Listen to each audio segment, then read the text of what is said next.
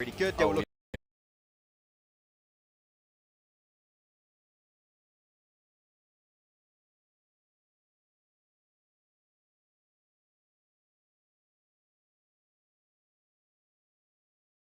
start off our day here. Excited to get into it though.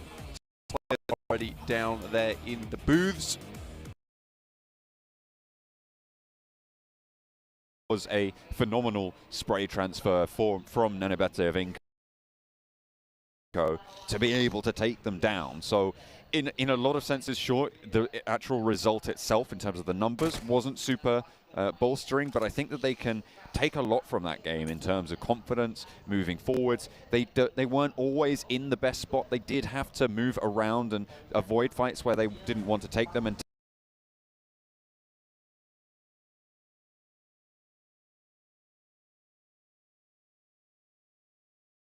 not prepared that well for that fight.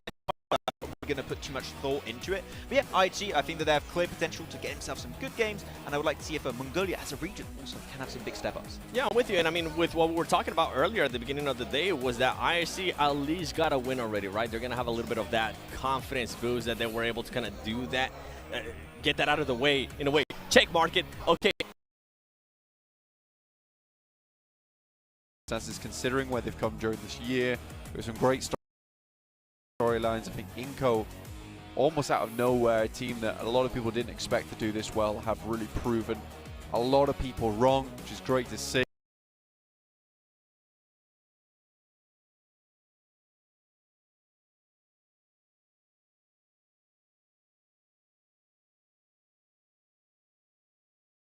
So here on Miramar, as we head into match 2, getting started right now, right here.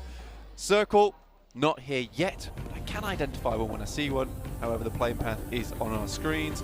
Over from Minas del Sur all the way up towards just the right side of La Cobreria. So a lot of this area over towards the eastern side a little bit more inaccessible. Over towards the western side it is quite rocky, a little bit more difficult to navigate over. So it's going to be a bit of a weird start for a lot of these teams. It's going to be a case of dropping down, getting some vehicles, but I expect that we might see some scuffles when it comes to teams dropping on one another. Certainly some scuffle potential on the cards here.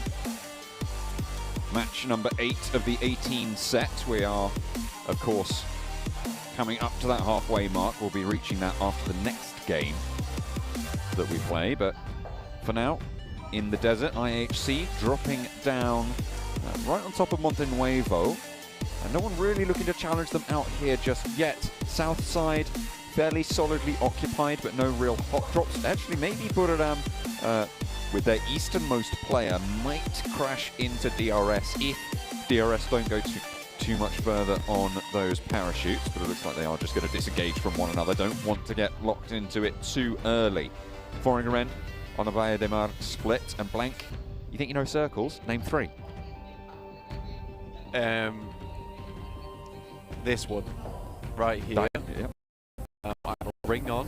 That is also a circle. Oh. The La Bendita crater. That very sight good. right there. Oh. That is a circle. You are getting very good at this. Thank you. Kick feet. Not quite able to land the winning shots over to T2K Legend. However, fortunately, you pull out the weapon that isn't necessarily meant for this type of range and you hit a few shots. Legend currently just zigzagging this one out of there.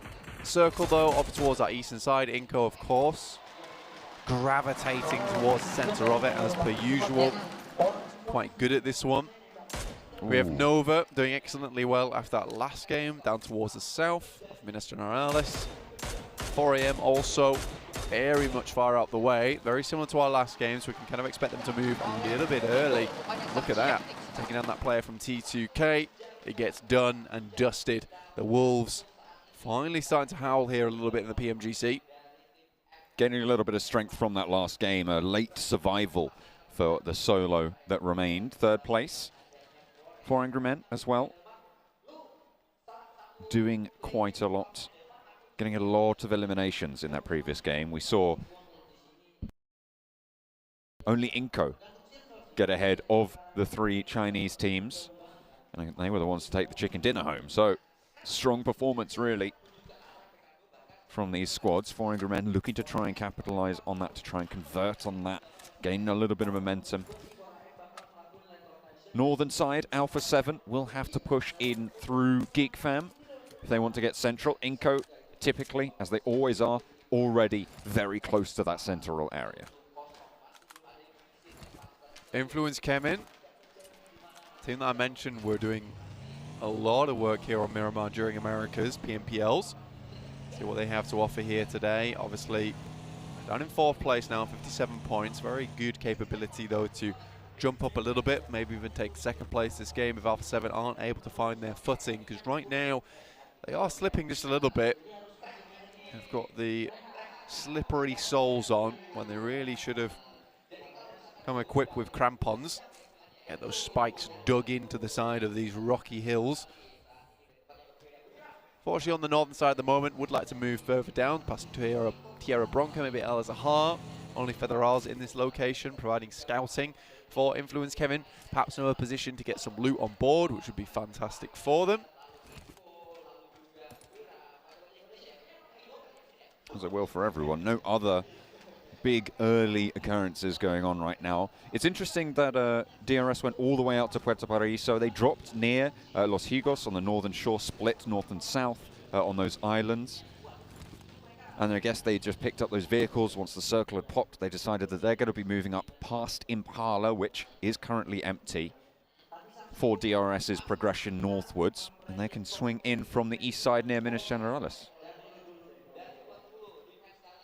When we look at this tournament as a whole so far, we've had some very interesting ups and downs from teams, and also just looking at the leaderboards in general. You know, 11th place IHC 49 points. You're looking all the way up towards 4AM at 61. It's a 12-point difference right now between 3rd and 11th, which is really not a lot whatsoever. That's one semi-decent game, to be honest. That's all you need. That's all you want. That'll see you happy going up towards the top of the tables. I think 4AM right now, they have extended that lead a little bit, but this game has to be another decent one. What they really want is that buffer that currently Inco and perhaps A7 currently still hold on to. If A7 goes down once again early with no points, it's going to be a case of A7 no longer being up towards that top side, because I do think there's going to be a fair few teams rivaling that point scoring of 78 after this game. So for A7, a lot of that saving grace is now gone. More than that, Inco now 12 points ahead.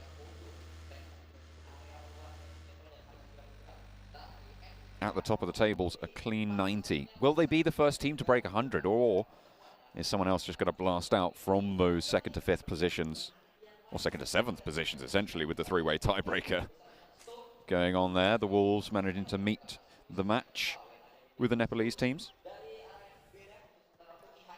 Able to keep that one even, but it is still very, very tightly packed on pretty much the entirety of the tables, barring Vampire and Alter Ego.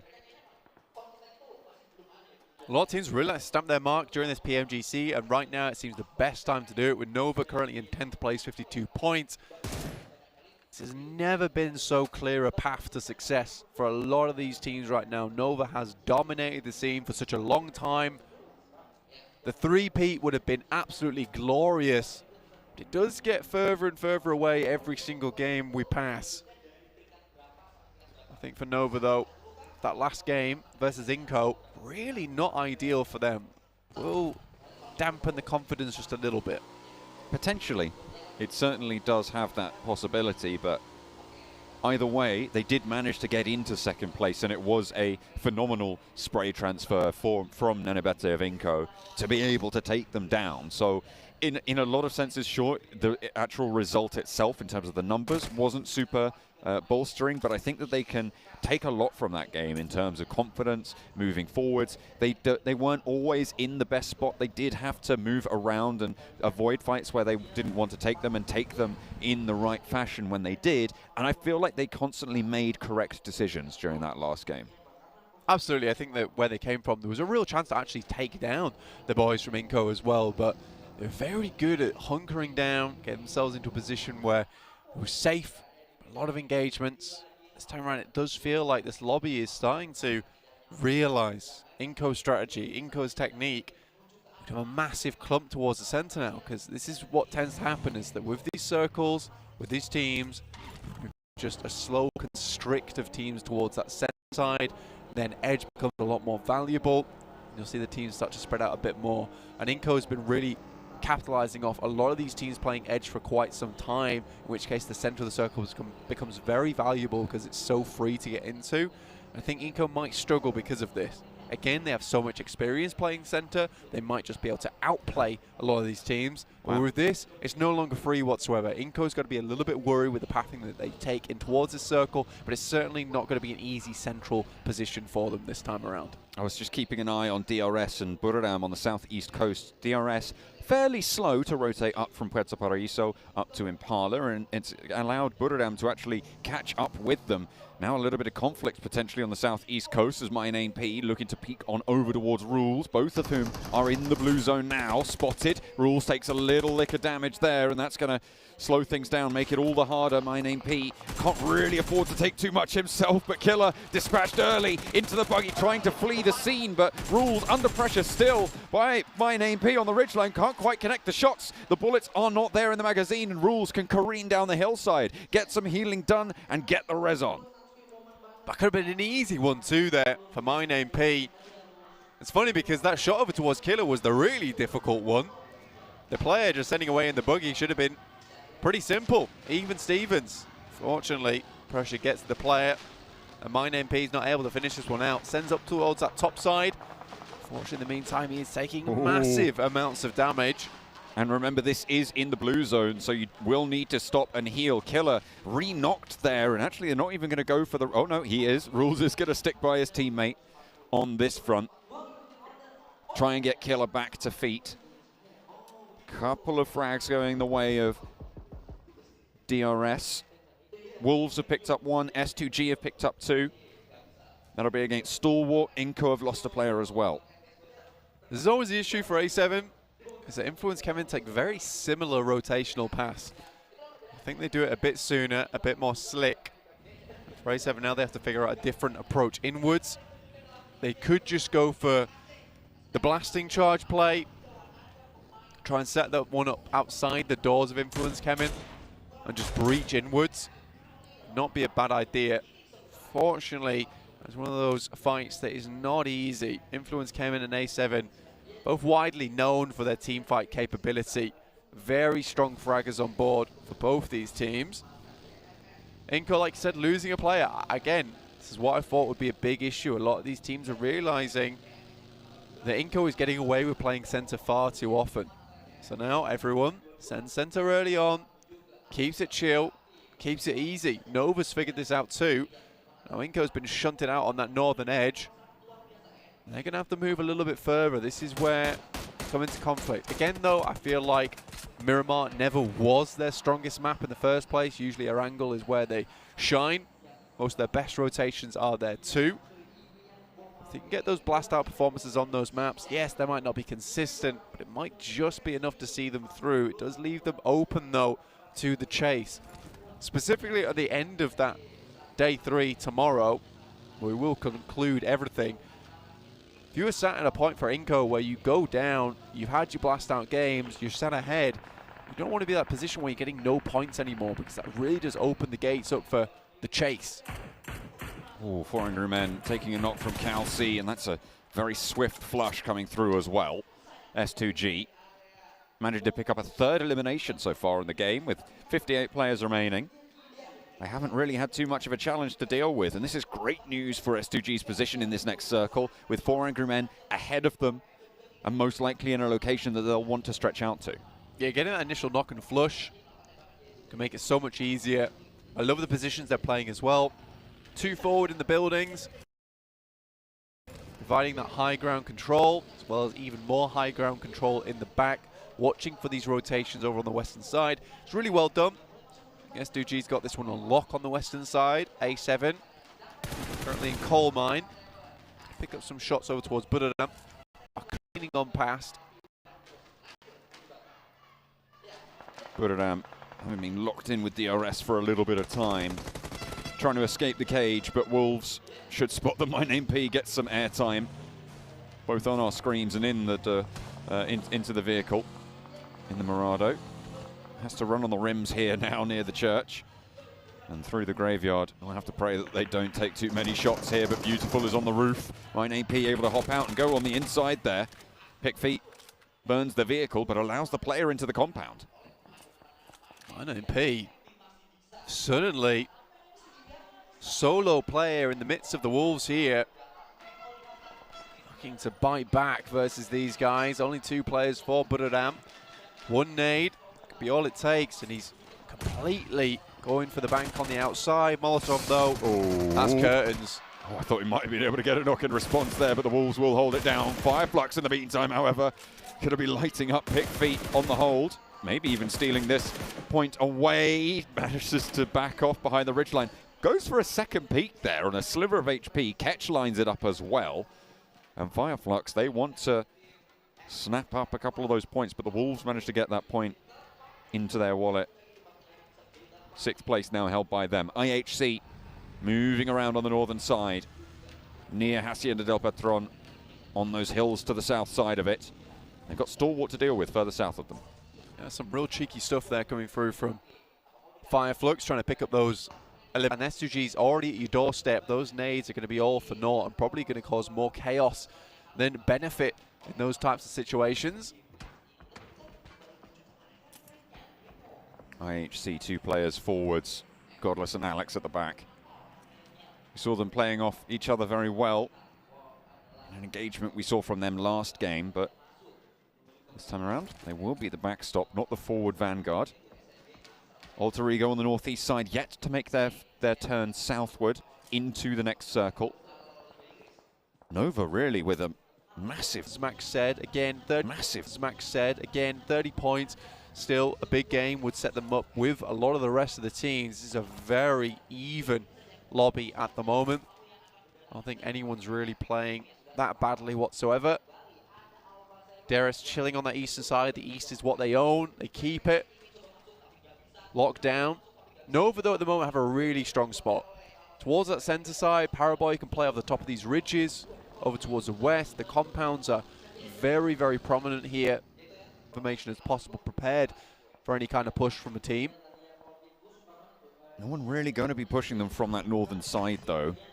There's a little bit too much open ground for them to try and cover, unless Alter Ego just try a full send straight through the middle of the circle. It's the southwest I think they should be most worried about, with the Wolves and Fireflux both taking occupation up there.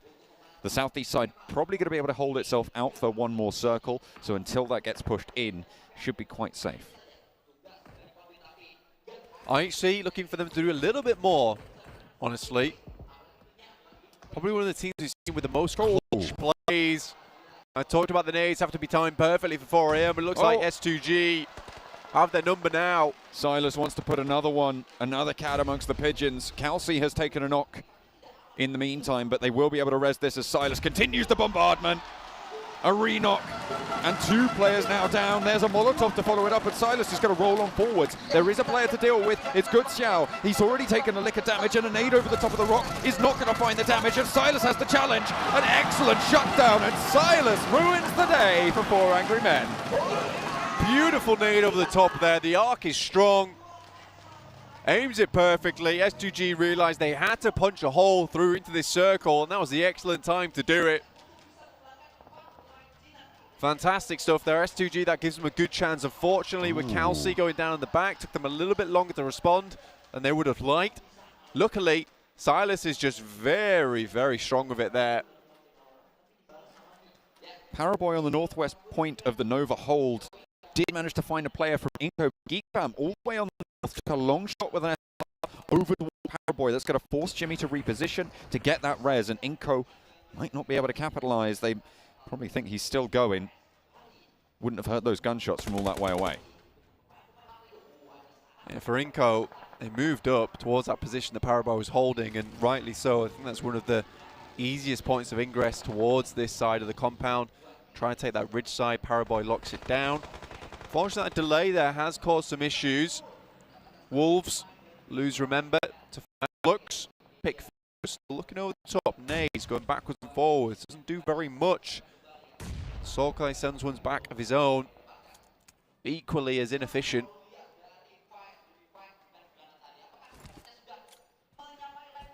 Catch launching ordnance, providing cover. The Wolves will have to move parallel to them. IHC crashing into Geek Fam. Alex down first. Snipes able to get the flush almost instantly, leaving the numbers at 2 on the inside. IHC with 3, pushing through the building now. Godless trying to hold on these corners.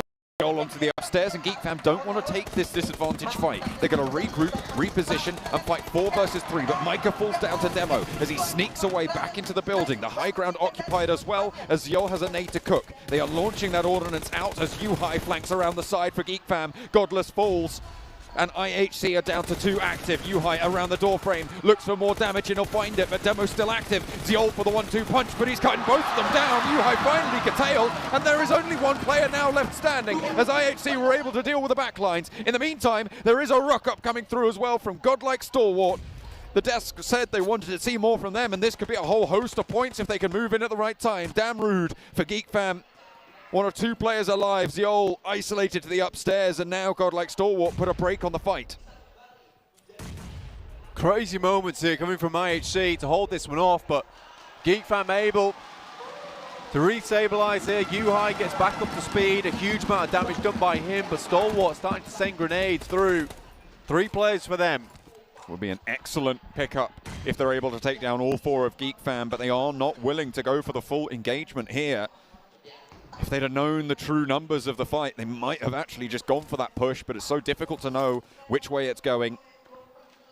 Nobody quite knows, unfortunately. Fireflux were down in the meantime on that south side.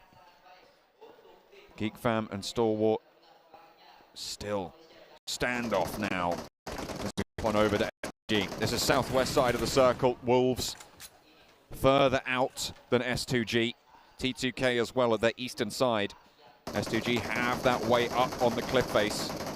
See Razy looking to try and just launch on over those rocks.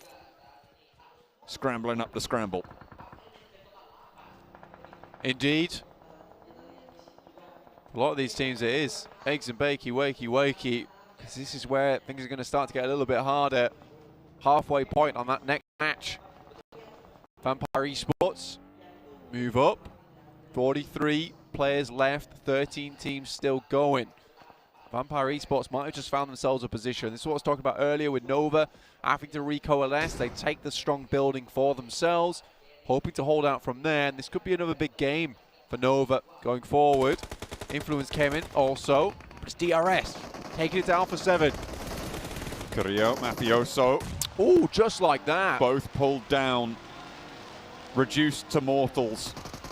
This time around, Godlike Stalwart getting rolled down by the Geek Fam, who have been able to hold out against 2 crashes in the same location. They've lost U-High for their troubles, but they have managed to pick up a lot of points now, Blank, on that elimination count. 6 eliminations for Geek Fam. They are on the warpath. 3 players active for Inco. They lost a player earlier on. Now they're fighting around the sides with S2G. 4 players active for them. But Inco are on the inside track on the circle. Alter Ego crash across to the shack. I think S2G, with the performance they've had so far, Inco's going to be a little bit worried, but Geek Fam's not done yet. Still taking shots towards Inco's side. Snipes has to hit the deck, continue to move it around. Doesn't even know where he's being shot from, and now Damn Rude, last remaining member for the team. And it's Alter Ego, in fact, in a pretty decent position, all huddled up in the shack. Squash could be really, really brutal here, but Razy got down the side, and the wall on the other side. Press the crushing S2 Squash. Already taking memory down to players for S2G, caught in the hard place there. Go fall back. They want to keep 3 alive. That's all they've got to play with. Really smart play there from Squash as well, because he wants to absorb those points coming through from S2G. Unfortunately, it may have just given them time to get these players back on their feet. They will unfortunately lose Calci in the process. Silas, a really good game so far. Silas will use his last grenade to hopefully confirm this elimination over towards Memory. Doesn't do quite enough damage, but should bleed out fairly shortly regardless. Inco playing around this edge, just give them a massive amount of cover. I said earlier, it's probably one of the best places to crash onto this position. Fortunately, still taking damage. I think that might be either from Damrude or Alter Ego. Of course, the knock coming through from Squash means that Memory's point goes over to Inco. 9 eliminations for S2G right now. As Damarud looks to line up more shots with the SLR over on towards Alter Ego. That is a lot of damage he can pour through those open doors. Unfortunately, he's a little bit broadside to Inco's position, to S2G. Nova, if they move a little bit further in, not that they have to with the circle as it is. As it sits, they won't have to move too far at all. Geek Fam off the huge chance here in the PMGC. With Yuhai still on loan as well. You wonder if this might be one of the last chances for Geek Fam, PMGC, to put up a big performance or even look for the grand final title. With Micah back on board as well, they've created a fantastic squad with the help of Yuhai. Just wondering who will fill those boots for him. But right now they've got to take what they can get. Wolves, they'd survived late into the game for the first match, but the second one, they will take a tumble a little bit earlier than they would have liked. 4 eliminations, though, not a disaster, but not what they needed to try and pick the pieces up. S2G have an answer to Inco, and that is really, really fast there. 12 eliminations on the game now already, as the Geek Fam going to add that one up to 13. Unlucky for some, but S2G will absolutely be glad of those points. Pmgc, sure, has been knocked, but that's rezzed very, very swiftly by Ray Z. In the meantime, Influence Kemen going to take the mad dash across the road, get past that crate and up to the hillside. Vampire on the broad of it. This killer still from DRS as the last player standing. Could prove to be troublesome. S2G, Silas currently looking like a trash compactor at the moment because he is crushing it right now during this match. Pmgc assisting with some great shots coming through for the Mini 14 and the Scar as well. A great supportive kit for him. Get the current damage as well. Look at that. Really nice evens on the dash score. Vampire Esports barely at the moment. On for dear life. Base Not going super well. There's nets from Lil Boy. Stone has of his own. Did manage to get the heal off. So I'm going to raise a chance they have. 15 eliminations now for S2G. And there's nades. Hang on a minute. Is this Alter Egos coming through? Pombit burns them down. 3 players from Influence Kemen. They've taken a knee and nades over are brutal. Alter Egos versus Influence Kemen, and it's going their way. Nova are also chiming into this as nades tip over the top. Picking up a couple of those points. 1 player remains, and it's Pombit for Alter Ego into the vehicle. 2 points for them. Nova picking up the with 3. Up to 6. Pombit, that last golden survivor for the team many, many times now. But again, the massive guys are on over towards S2G with that 15 eliminations. Everyone's staring at that. You're going to be worried about as well, 53 points at the start of this game with 15 on the top of it. You're looking at a big points total, 68 after that, not including points rankings either. So this could be a really, really good game for S2G to see them towards that top side. And we were waiting for that standout performance coming through from Turkey, that region that has just given and given and given this year. Order from the top of the roof. Nova have been so brutal for so long here in this position, but they are now with their backs to the circle and will most likely have to move towards S2G. Lil Boy from Influence Kemen had his team taken away, but will still truck on. T2K getting picked apart now as S2G rack up 16. They started this game blank, 37 points behind the leader of Inco, with 1 elimination coming through from Inco as well. They are going to have one hell of a game, but this is how you do it. S2G with this match have got the potential to take over the top of the table.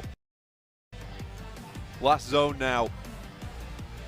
Everyone's thinking about this one. Nova, second game in a row, they find themselves in a fantastic position. Just taking up that approach that Inco showed us before, but doing it in a way that looks so aggressive.